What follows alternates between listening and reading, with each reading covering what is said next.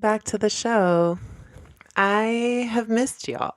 I have had a really it's been a pretty intense last couple months, and I had this feeling like I just wish I was podcasting. I wish I was wish I was with all of y'all, and instead my body said, "No, I want you all to myself." And so it's been some time, and I think I'm finally at a place where I've learned some things and I want to share them because so much of what I'm experiencing right now, I believe is not it's not unique to me, and it also I believe happens to to a lot of us, like assigned female at birth humans, and also people that are navigating hormones. So that's what we're going to talk about. There also is this little this little thing that I wanted to bring up too, because it's about bravery, and this podcast is all about changing the channel, keeping ourselves out of the thought processes and mindsets that keep us feeling small or stagnant or stuck. And like I say, I love to be the hype girl in your pocket. I love to tell you how wonderful you are. I love to remind you of how powerful and, just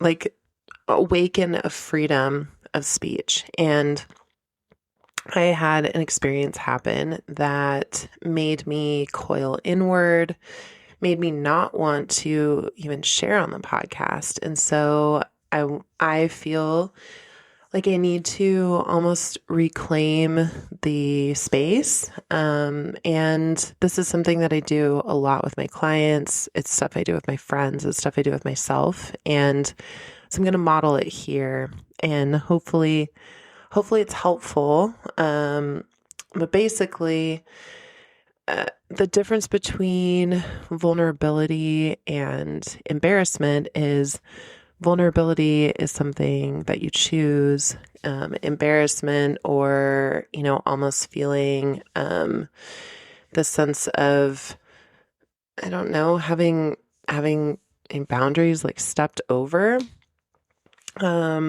They're different. And this podcast is meant to be an insight into the way that I see the world.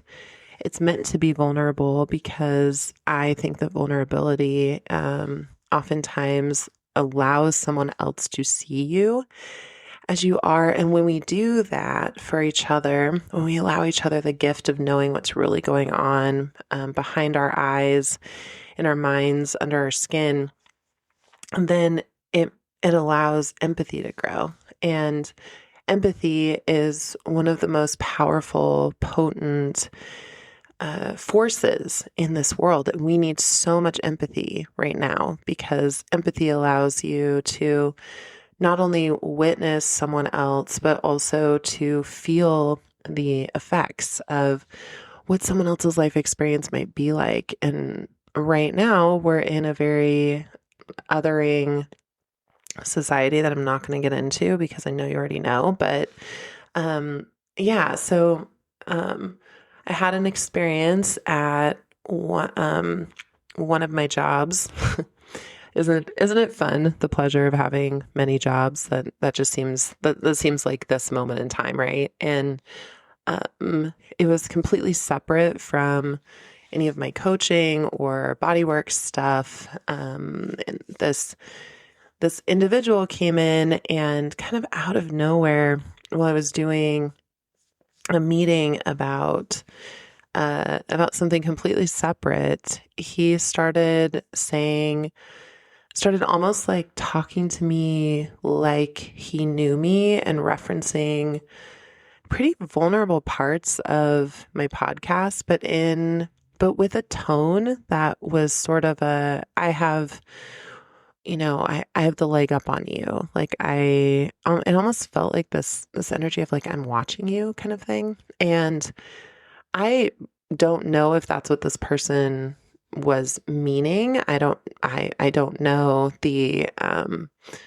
yeah, I can't speak to the motive, but I can speak to the impact. And I realized that all of a sudden it was almost as if I realize that people listen to me and are, in my space and are creating memories and thoughts and ideas and meanings to things about me. And instead of it coming up as more of a, I listened to your podcast and it really, it's impacted me in this way.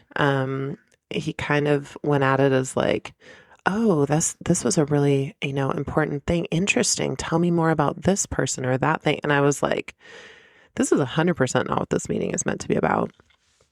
And I left the interaction feeling really uncomfortable.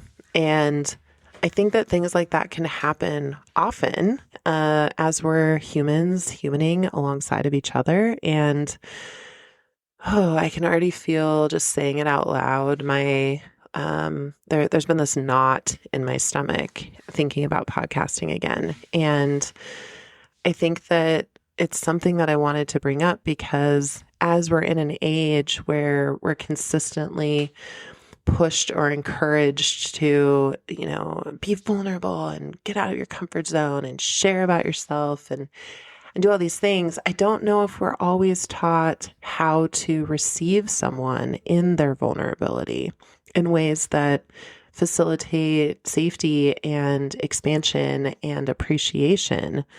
And I think that what would have felt so good to me is if the person would have led with like, I'm so something about how their life also was impacted by listening to my story. And the reason why this is different is instead of being kind of two steps removed, talking in and at my experience, it would have brought them into the experience almost like we were both having, mutually a vulnerable conversation with each other. And I think that we do that a lot. It's safer to step back and talk about people or about their experience or ask someone else, oh, I'm worried about such and such. How are they? As opposed to just going to the person and being like, I'm thinking about you. How are you doing? I think we need to get a little more bravery in how we talk to people. And also, if someone is sharing something vulnerable, without trauma dumping, without trying to trauma bond, saying maybe, hey, thanks for sharing that thing. It actually felt impactful to me and helped me move forward something in my life. So thanks for being brave. Totally different conversation than, yeah, it sounded like that was really impactful for you. And it sounded like that was really kind of intense. And oh, the person that you talked about in there was this, that, whatever. It went from feeling like appreciation to almost like an interrogation, if you will. And I'm going to assume this person didn't mean it in any kind of harmful way. And I also was like, this is education that I don't think that we get in this digital age. It's like, we feel like if someone posts anything anywhere, it's just free game to talk about. And maybe it is as conversation starters, but it almost feels like there needs to be an extra level of responsibility that we hold with ourselves about how we enter those conversations. What do we want the other person to feel? Do we want them to feel exposed, or do we want them to feel invited in? Do we want them to feel celebrated, or do we want them to feel spotlighted? Yeah. So that's just one thing. And even as I'm talking about it, there's something about sharing out loud. and allowing just, my throat and my solar plexus and my body to realize that I'm back in the recording studio, and all the worries and things that I was having about being in here were trying to keep me from talking about things that I think are important and connecting with you. And so I'm feeling, my sit bones on the chair. I'm feeling my feet on the ground. I've been sort of like lately tracing my fingertips across my arms so that my arms stay really engaged and my body stays really in the present. And I keep feeling my solar plexus just sighing deeper and deeper into the feeling of safety, and this is home. And I want to just point that out because sometimes going through the process of finding a therapeutic way, not always just in therapy, but like a therapeutic way to share about your life experience with a trusted person in a way that allows you to stay in your body can be so monumentally healing, and of taking back spaces that may or may not have felt, removed from you. So that's actually my whole corner of the world. That's what I love to do with people. So if hearing this story made you feel a specific way, if you would love support with that, I will put links in the show notes to connect with me, and let's talk about it. Let's help your body unwind. Let's help your solar plexus sigh and your stomach kind of settle and your throat feel open again. Because being in our bodies right now, having our nervous system set up in a way where we can both take in information and make, educated decisions about what we do about it instead of just reacting is what I believe is paramountly important right now, because we are in a time where things are being thrown at us to keep us in a startled response space. And then startled responses end up, almost like if you imagine if you startle and you fling your hands back and then you hit two people behind you, one with each hand, then it's impacted them and it keeps the ripple effect going. And so exercises like this with a caring person that knows how to hold you and can teach you how to hold yourself is beyond important right now. So again, I'll put that in the show notes, because even as I'm talking right now, I'm like, yeah, this is it. This is what needed to happen. And okay, thanks for listening to that. Hopefully it's helpful too, even as you are either receiving people's feedback about, work or things that you're doing, or you're wanting to provide an opportunity for connection by talking with someone about something that they've created. Maybe this will be helpful. And now I'm going to do a nice hard pivot into the topic of this podcast today. And I'm going to tell y'all there is a very big chance that I'm going to cry, just because it's what I've been doing lately. I've been crying all the time. I was texting a friend today and it was like, I cried when I texted you, I cried when I made dinner, and I cried at red lights. What is this about? It feels like being a part of some kind of alternate universe movie. So also something about saying it out loud gives my body permission to not have to be embarrassed about things like tears. How silly is that we're embarrassed about things like tears? But that's definitely some rewiring that's going on in my life right now. And yeah, so I think it was back in July. July was such a hard month for me. I don't know if it was for other people, but I spent most of the month crying. Most of the month crying. And I felt like there were just these big swells of emotion. There was, it felt like a reckoning almost, like my body had just been holding too much for too long and wanted to get it out. And the fastest way was through my eyeballs, I guess. And so that was, it was starting to be kind of disconcerting to me just because of how many things were creating opportunities for big teary moments.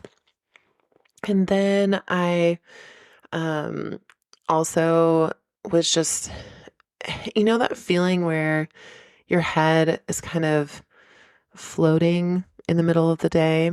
That feeling of just brain fog. You want to start a task or a project, and it's not that you're even procrastinating. It's that you can't hold the image of the thing that you're doing almost long enough to start the project, and then some other thing grabs your attention and you're off to the races somewhere else. But also this feeling, this pressure of almost like being like I felt like my brain was like floating out of my head, and my eyes would have kind of a hard time really focusing on what was in front of me. And I would feel kind of this disconnection from my body and a disconnection from motivation. It was like motivation, but also momentum. This feeling of I can't seem to just get up and do a thing. And or if I did, it was taking so much gumption and so much will to make it happen. I also was feeling just like my internal temperature felt like it was kind of fluctuating in different ways. And also, yeah, just the kind of this emotional rawness, like things that are probably like a threat level 2, maybe. We're feeling like an 8. And I was like, people just need to know about this. And they like, I was feeling so just unhinged inside of myself. And I'm someone that can usually, intellectualize whatever's happening and be able to take care of take care of myself. And I was just feeling incapable. And that, y'all, has been so hard and so humbling. And, next month I'm turning 42, and the 40s have been this, it almost feels like a second puberty in a different way, where I just have so much more information and God bless, like so much less fucks to give, just because, getting out of bed and picking clothes was becoming a big monumental thing. And also crying takes energy. And so when I'm having random crying bouts, that's energy that isn't being put towards something, quote, revenue generating or whatever the fuck, this this driving drumbeat in the back of my head that capitalism and patriarchy just keep beating over and over and over again. And I realized that I needed support with this. It was too much. It didn't feel like, sometimes I'll do the thing where it's like, oh, other people have it worse or whatever. If you are someone that does that, please fucking stop doing that to yourself. It doesn't help you, and it doesn't help the hypothetical other person. It just stops you from getting the care that you need. And I don't care if you just feel a little bit sluggish and fatigued, or your head feels a little floaty. If you don't feel connected to your body and you feel uncomfortable in your own skin, that's it's reason enough to pay attention. And your body, whether you're operating in, survival mode or just, trying to maintenance, deserves to be cared about. I'm real passionate about that. It's funny, actually, as I'm talking, I can feel my temperature just like rising in my body. So fun. I also feel like there's this new wave of like everything is perimenopause and, the targeted ads and Instagram, man, like, God, I'm like, I feel like you want me to see every day as like a bone loss, density, catastrophe, like that maybe I just need more testosterone, or maybe I'm like, maybe it's my cortisol belly and that's the thing that's like fucking everything up. And it's all somehow at the end of it feeling like it's my fault somehow. And that's what I want to talk about, because I finally got into a new naturopath, and like, shout out to Dr. Kamen. She is doing the motherfucking Lord's work right now, because I went in and I was telling her just, I would have these like weird spikes in the afternoon, like, or these dips where I would just want to sleep. But then, like the brain fog, the emotion, the just feeling out of control of myself. She listened to me.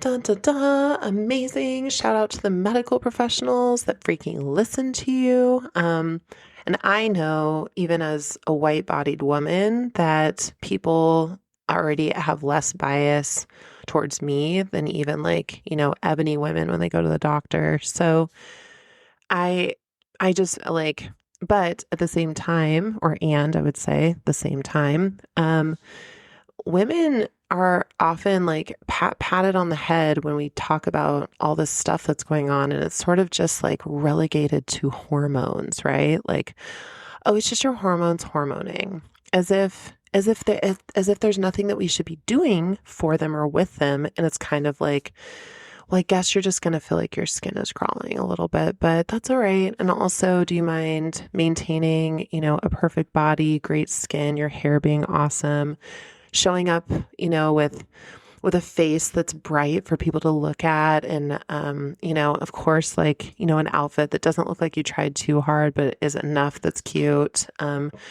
Also, find a career that really just fuels you while being a mother, or wondering if you want to be a mother, or, trying to be like both sexy, but not too sexy. But like, I mean, it's a racket.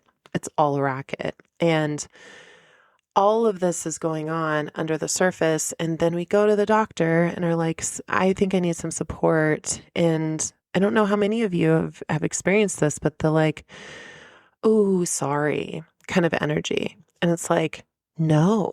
So shout out to Dr. Kamen. And there's been a couple PAs I've been around recently too that listen so well and are interested in treating my symptoms with me. Imagine that. But we did this test. It's called the Dutch test. And I'll also link about that in the show notes. That way, when you go into your medical provider, maybe, or naturopath, or if you're in Portland, like go see Dr. Kamen, because it's her ideas and great things that are moving things forward for me. But yeah, basically this test, and I'll tell you, this test was funny because there's like, you basically are collecting urine samples by kind of like almost like peeing on a stick multiple times throughout the day. But all of them came with like a, do this when you've drank this much water, but haven't touched, this and this amount of time. And, make sure that you do it 10 minutes after waking up with it. I mean, it was wild. And my brain's foggy, y'all. I was already feeling a little bit like when you get spun around with a blindfold on and a piñata, like swinging at a piñata. So I ended up getting the collection, sending them in. And I like, I had this just familiar dread feeling that I was going to send them in, and I would get back that all familiar, oh, you're fine. What are you talking about? This is just XYZ. And I was dreading it. I was dreading hearing that somehow this was normal, even though I really didn't feel normal. I don't feel normal. And so, we set up a follow-up appointment, and doctor came in, like, got on and like showed me my results, walked me through everything, let me ask questions. And it turns out that our hypothesis is, after being on the Mirena for as long as I was, my body just essentially decided that we were not naturally producing progesterone really anymore, or barely any estrogen either. And it was kind of like, I mean, it's like it was outsourced, because there was this device that was put inside of me to, to basically handle it. And so my body was like, cool, deuces, I'm not doing it anymore. And so I know I did a podcast episode about, taking out my IUD, but it's been just over a year, and my body did not come back online to be doing any of this herself. And so she said that my levels were of a person that had already gone through menopause. And I was like, what?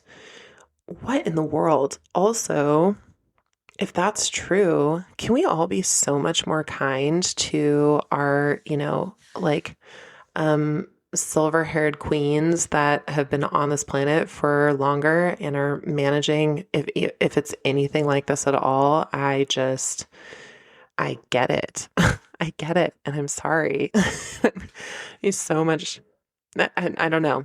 I just was like, okay, that's something to know about, something to be kinder about. It's, again, engendering empathy. So she said, okay. And I was like, well, does that mean that I'm in perimenopause? And she said, no. She said, that means that your body is telling us exactly what we can support.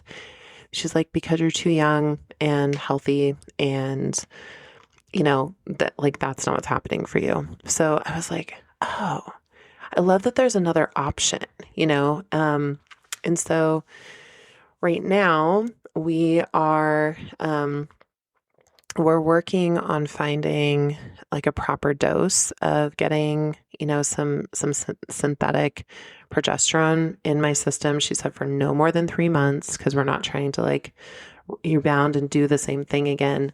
But it was fascinating because, so there's this medication to take all the time just to like move my body up to like regular levels. And then there's a different thing to take during the luteal phase, because you're meant to have a progesterone spike during that time. That's what, what helps, menstruation start, I believe. It also is a really important hormone to, with GABA production, I believe. And so it helps with things like anxiety and depression and mood stuff. So not having it feels like driving on a country road with a car with no shocks. You just feel every single bump and every single jostle and every single agitation, but in all caps. And I'm like, no wonder I'm like ready to incinerate things with my eyes. This isn't just it's just me having, having a bad day. It's like when this happens multiple days or multiple times in a row, like loves, you can go to the doctor and just be like, hey, I'm curious about my hormones. I don't just want my thyroid tested. I want my sex hormones tested. I want to know where my baseline is right now. I want to know how I'm operating with this, because instead of doing reactive medicine, how cool would it be to be aware of some of it and to be able to check and be like, okay, cool. Before things are bottoming out, what if we can just provide support to the body? So I don't know, that's my hope for even my friends that are in their 30s, or, the 20 something babes. I would love for you to not have big crashes in your life, hormonally, before you get the support that you need. And so anyway, fast forward to me trying the medication, and the medication started a whole other, you know, like emotional swells and like deep sleep. That's another thing about progesterone. It helps you sleep deeply. And so, yeah, I will tell you all, I feel like I'm managing a barrel of monkeys inside my body. And I want to share about it now at the beginning of, starting these treatments, because I don't want to just talk about it once it's polished and fine and once I have all the answers, because I think that's what stops so many of us from asking for help, because it's so vulnerable to not know what's happening. But we need it. We need each other. And so this is kind of my all call to, all my favorite folks that are out there in their 30s, and also anyone that's supporting a, uterus holding human, that is someone that has these particular hormones that are fluctuating and moving around. I'll say my support network, the people in my life have been so helpful of just being there with me, so I don't feel alone while I'm navigating all of this. And you can show up for someone that's moving through these things, by reminding them that they're loved even when they feel out of control, and reminding them that, you find them important, and listening when you cry, it's been invaluable to me. And so I don't have a nice, cozy, neat answer at the end of this is the end of my journey, because this is the beginning of my journey. And but I do want to say that if you're experiencing the disconnection, the brain fog, the intensity of emotions, the kind of almost racing thoughts, but not in your head, your body just feeling this kind of pumping, lack of motivation, the, anxiety, depression, that kind of stuff, go to a doctor that you trust and ask them to test your hormones. It could be something, it could be nothing, but I didn't know. I almost didn't want to ask because I didn't think there was anything that could be done. And my doctor was like, yeah, there's natural routes you can do. There's, combination of natural and a little bit of the pharmaceutical stuff, just to get stuff faster results. I'm also a really highly sensitive person to medication. Shout out to all my highly sensitive folks out there with, meds and things. There is something I'm just learning about too called a compound pharmacy, which you can have smaller doses of meds made so that maybe you don't have to have all the crazy side effects while you're trying to help your body feel better. I think we get taught to put up with feeling like crap a little bit too much. And then it's well, you just got to go through this wave, this hard thing before. And again, I haven't used it yet, but I will keep you posted when I learn about this compound pharmacy as well. So, again, this podcast was a way of essentially coming out of my own level of hiding, and being I'm letting myself say I'm not okay right now, but I have faith in myself and in the team of people that are around me, and this amazing doctor. And I'm really excited to see what's possible for me. Excited for the idea of going to the gym to not sound just excruciatingly hard. Excited to want to go on hikes, or not worry about bottoming out when I'm in the middle of a task. Yeah, it's going to be great. I'll keep you posted if I learn more things on my journey, but this is just more of a loving hug and a, you know, like sisterhood, just cozy up to the table with your favorite beverage. And I think that we don't get a lot of good, like, information as women. We have to pass it down to each other through almost like oral tradition of our own experiences. And so this is mine for you. And if you're going through a time where you're like, I feel, a friend of mine said that it feels sometimes like being in a dark cave, fumbling around looking for a flashlight.